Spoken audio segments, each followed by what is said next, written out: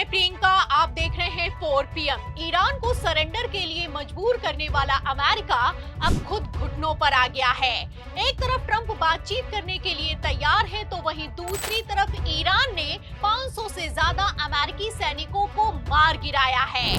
खबर है कि सबसे खतरनाक संगठन हिजबुल्लाह भी अब जंग में शामिल हो गया है और इजराइल मैदान छोड़कर भाग खड़ा हुआ है। तो आखिर क्यों ईरान में नया सुप्रीम लीडर खड़ा होते ही डोनाल्ड ट्रंप गिड़गिड़ाने को मजबूर हो गए हैं? आपको ट्रंप का बयान सुनाएंगे, लेकिन खबर में सबसे पहले कैसे रातों रात पूरे युद्ध का माहौल पलट गया है, खबर देखिए। खबर आप देखिए भास्कर की। देखिए इस खबर में लिखा हुआ है कि ईरान इजराइल जंग, कुवैत में अमेरिका का फाइटर जेट क्रैश, 16 घंटे बाद दुबई में फिर धमाके, जंग में इजराइल के खिलाफ हिजबुल्लाह भी शामिल हो गया है। तो आप देख सकते हैं कि किस तरीके से ईरान पीछे हटने के लिए तैयार नहीं है। खबरें निकलकर सामने आ रही हैं कि ईरान ने क्षेत्रीय युद्ध शुरू कर दिया है और Saudi Arab, UAE, Qatar, Bahrain, Kuwait, Jordan, Israel, Iraq पर अमेरिकी बेसिस को निशाना बनाया गया है। आपको बता दें कि ईरान ने अपनी सुपरसोनिक मिसाइलें बाहर निकाल ली हैं। लगातार रात भर मिसाइलों को दागा गया है और तो और बाकायदा ईरानी कमांडर की तरफ से प्रेस कॉन्फ्रेंस करके जानकारी दी गई है कि ईरानी हमले में 500 से ज्यादा अमेरिकी सैनिक मार गिराए गए हैं। तो आप समझ सकते हैं कि किस तरीके से ईरान ने आर पार की खुली जंग को अब शुरू कर दिया है। आपको बता दें कि ईरान अमेरिका युद्ध की अब तक की सबसे बड़ी खबर ये निकलकर सामने आ रही है कि ईरान ने अरब सागर में खड़े हुए अमेरिका के सबसे बड़े युद्धपोत यूएसएस अब्राहम लिंकन पर 4 मिसाइलें दागकर उसको भी नस्ते नाबूद कर दिया है। तस्वीरें आप देख सकते हैं कि किस तरीके से ईरान ने अमेरिका का घमंड चकनाचूर कर दिया है। आपको बता दें कि कुवैत, बहरीन में यूएस के बेसिस तबाह कर दिए गए हैं। चारों तरफ ईरान ने अपनी मिसाइलें दाग दी हैं और अमेरिका बेसिस को निशाना बनाया गया है। इजराइल में भी आप देख सकते हैं कि किस तरीके से तबाही मची हुई है। आलम तो ये हो चुका है कि हिजबुल्लाह ने भी कमान संभाल ली है और हिजबुल्लाह ने नॉर्थ इजराइल पर लगातार रॉकेट से लेकर ड्रोन से हमला किया है। तो फिलहाल इन खबरों से आप अंदाजा लगा सकते हैं कि किस तरीके से अमेरिका और इजराइल ने ईरान के सुप्रीम लीडर खामनेई की हत्या करके बड़ी चूक कर दी है। आपको बता दें कि जिस तरीके से ईरान ने ताबड़तोड़ हमले किए हैं, उसके बाद अमेरिका बैकफुट पर आ गया है।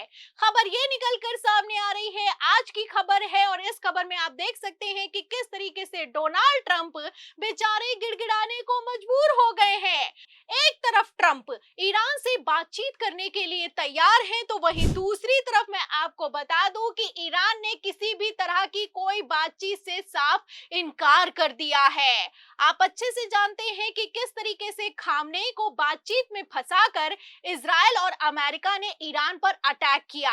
फिलहाल इस खेल में अब ईरान फंसने वाला नहीं है। आपको बता दें कि ईरान में नए सुप्रीम लीडर का चयन हो चुका है। खबर ये निकलकर सामने आ रही है कि अयातुल्ला अली रेजा अर्राफी को खामनेई की जगह नियुक्त कर दिया गया है। ये जो अली रेजा हैं, ये खामनेई से भी ज्यादा खतरनाक हैं। फिलहाल खामनेई तो बातचीत के लिए तैयार भी हो गए थे, लेकिन अली रेजा ने अमेरिका को धमकाते हुए कह दिया है कि अब खामनेई के गुनाहगार अंजाम भुगतेंगे। बिना उकसावे के ईरान पर हमला हुआ है और अब ईरान पीछे नहीं हटेगा। तो आप समझ सकते हैं कि किस तरीके से ईरान ने अमेरिका और इजराइल की ईंट से ईंट बजाकर रख दी है। आप देख सकते हैं कि किस तरीके से डोनाल्ड ट्रंप बेचारे गिड़गिड़ाने के लिए मजबूर हो गए हैं। खबरें तो यहाँ तक निकलकर सामने आ रही हैं कि खामनेई की मौत के बाद ईरान इतना ज्यादा आक्रामक हो गया है कि सिर्फ इजराइल और अमेरिका नहीं, बल्कि अबू धाबी, दुबई, कुवैत और दोहा में भी धमाकों से दहशत फैल गई है। तस्वीरें जो निकलकर सामने आ रही हैं वो भयानक हैं। आप देख सकते हैं कि इस हमले के चलते इजराइल में दहशत का माहौल है। फिलहाल आलम तो ये हो चुका है कि जो इजराइल के प्रधानमंत्री हैं बेंजामिन नेतन्याहू, वो तो देश छोड़कर भाग गए हैं। तो आप देख सकते हैं कि अब भागने से कुछ नहीं होने वाला, क्योंकि एक तरफ ईरान ने कमान संभाली है, वहीं दूसरी तरफ यूनाइटेड नेशन की मीटिंग में इजरायल और अमेरिका की भद्द पिट गई है। आपको बता दें कि जिस तरीके से अमेरिका ने छलावा करके हमला किया है, इस हमले में ईरान के एक गर्ल्स हॉस्टल को निशाना बनाया गया है। इस हमले में मैं आपको बता दूं, पहले तो खबर निकलकर सामने आई कि 85 छात्राओं की मौत हो गई है, लेकिन अब ये संख्या बढ़कर 165 के आसपास पहुंच गई है।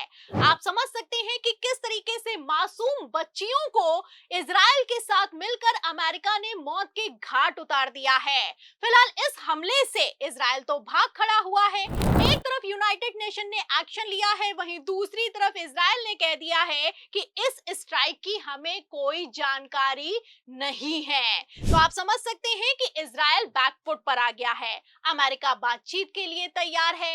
आज सत्ता की आंखों में आंखें डालकर पत्रकारिता करना मुश्किल हो गया है। हम पर मुकदमों से लेकर चैनल को बंद करने का लगातार दबाव बनाया जा रहा है। मुश्किल दौर है, लेकिन हम हार नहीं मानेंगे। इसीलिए हमारे चैनल को ज्यादा से ज्यादा ज्वाइन करें और स्वतंत्र पत्रकारिता को जिंदा रखने के लिए जितना हो सके हमारा आर्थिक सहयोग करें। उम्मीद है कि आपके सपोर्ट से ये जंग भी हम जीत जाएंगे। जाहिर सी बात है कि इजराइल तो भाग सकता है, लेकिन अमेरिका सुपर पावर है, वो भाग नहीं सकता। अगर किसी जंग में इन्वॉल्वमेंट लिया है तो उसे अंत तक निभाना होगा। फिलहाल जैसे हालात हैं, ऐसे हालातों में डोनाल्ड ट्रंप बातचीत तो करना चाहते हैं, लेकिन ईरान खामनेई की हत्या के बाद किसी तरह की कोई बातचीत के लिए तैयार नहीं है। उल्टा आलम तो ये हो चुका है कि ईरान ने तो यहाँ तक कह दिया है कि जब तक अमेरिका सरेंडर नहीं करेगा तब तक जंग जारी रहेगी। तो आप समझ सकते हैं कि किस तरीके से डोनाल्ड ट्रंप के चलते अमेरिका की फजीयत हो रही है।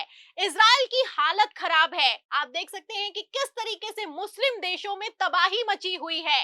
ईरान का नया सुप्रीम लीडर खड़ा हो गया है। प्लान तो था कि खामनेई को मार देंगे तो ईरान सरेंडर कर देगा, लेकिन उल्टा यहाँ पर आप देख सकते हैं कि चौतरफा दहशत का माहौल खड़ा हो गया है। फिलहाल जैसे हालात हैं, ऐसे हालातों में ईरान ने बातचीत नहीं की तो डोनाल्ड ट्रंप का क्या होगा, और क्या अमेरिका छोटे से देश ईरान के सामने सरेंडर कर देगा? इन सभी सवालों के जवाब में पूरी रिपोर्ट पर आपको क्या लगता है? क्या कूटनीतिक विश्वासघात करके ट्रंप ने इस बार युद्ध के इतिहास की सबसे बड़ी चूक कर दी है? जो भी आप सोचते हैं हमें कमेंट बॉक्स में जरूर लिखें। वीडियो को ज्यादा से ज्यादा शेयर करें, हमारे चैनल को लाइक करें, सब्सक्राइब करें, ज्वाइन करें। फिर मिलती हूँ अगली खबर के साथ, तब तक के लिए धन्यवाद।